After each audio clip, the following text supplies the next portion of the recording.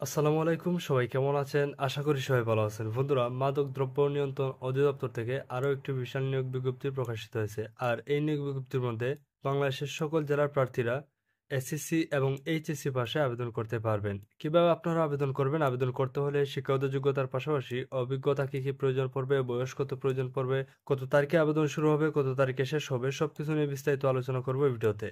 তাই প্রথম থেকে শেষ পর্যন্ত অবশ্যই ভিডিওটি দেখবেন এবং যারা যারা এখনও চ্যানেলটি সাবস্ক্রাইব করেন নাই, প্লিজ চ্যানেলটি সাবস্ক্রাইব করবেন এবং পাশে থাকা বেল আইকনটি ক্লিক করে রাখবেন, যাতে করে পরবর্তীতে কোনো ভিডিও আপলোড করার সাথে সাথেই পেয়ে যান নোটিফিকেশন।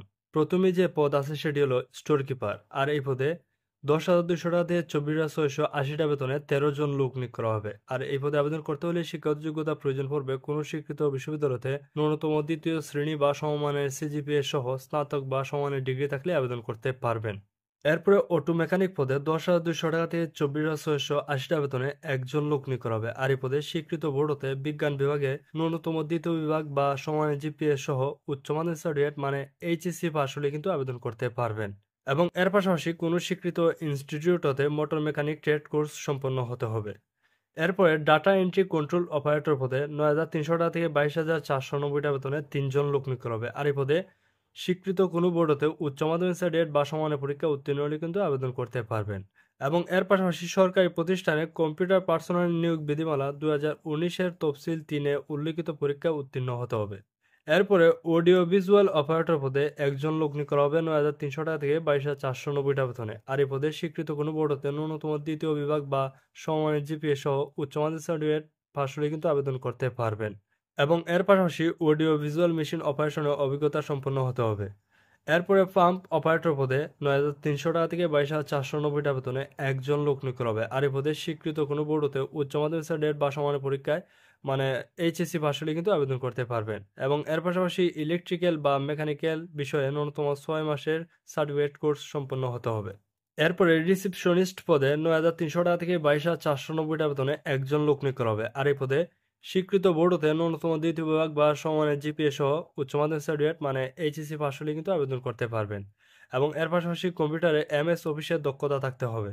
এরপরে গ্রন্থাগার সহকারী পদে একজন লোক নিয়োগ করা হবে 9,300 টাকা থেকে 22,490 টাকা বেতনে। আর এই পদে স্বীকৃত বিশ্ববিদ্যালয় বা প্রতিষ্ঠান হতে গ্রন্থাগার বিজ্ঞান বিষয়ে ডিপ্লোমা পরীক্ষা উত্তীর্ণ হলে কিন্তু আবেদন করতে পারবেন।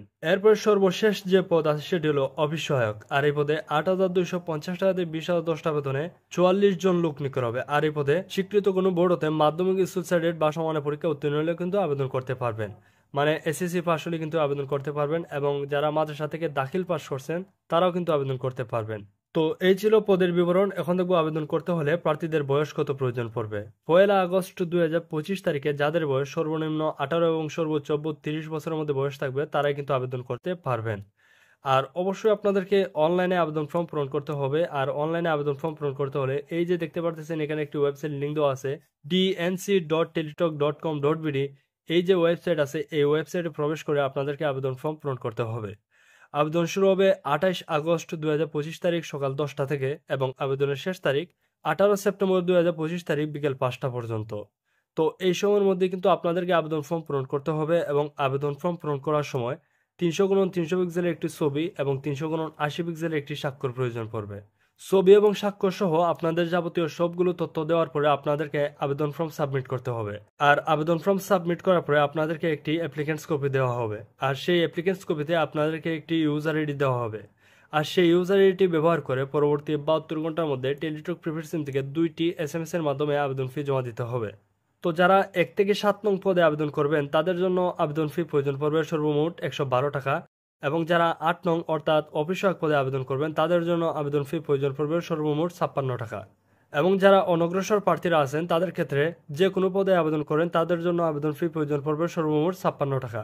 আর এসএমএস এর মাধ্যমে আবেদন ফি জমা দেওয়ার নিয়ম দেখতে পাচ্ছেন এখানে দেওয়া আছে। তো যারা 1 থেকে 7 নং পদে আবেদন করবেন তাদের জন্য এই উপরের যে নিয়মটা এই নিয়মটা অনুসরণ করতে হবে। এবং যারা অফিস সহায়ক পদে আবেদন করবেন তাদের জন্য এই যে নিচের যে নিয়মটা আছে এই নিয়মটা অনুসরণ করে আপনাদেরকে আবেদন ফি জমা দিতে হবে। এবং এসএমএস এর মাধ্যমে আবেদন ফি জমা দেওয়ার পরেই আপনাদের আবেদন প্রক্রিয়া সম্পন্ন হবে। এবং পরবর্তীতে প্রার্থীদেরকে এসএমএস এর মাধ্যমে পরীক্ষার তারিখ এবং সময় সবকিছু জানিয়ে দেওয়া হবে। এবং পরীক্ষার সময় আপনাদের কি কি কাগজপত্র সঙ্গে নিয়ে যেতে হবে দেখতে পারতেছেন এখানে বলা হয়েছে, তো এগুলো আপনারা দেখে নেবেন। এই পর্যন্তই ছিল আজকের ভিডিও। পরবর্তীতে দেখা হচ্ছে নতুন কোনো ভিডিওতে। ততক্ষণ সবাই ভালো থাকবেন, সুস্থ থাকবেন। আসসালামু আলাইকুম।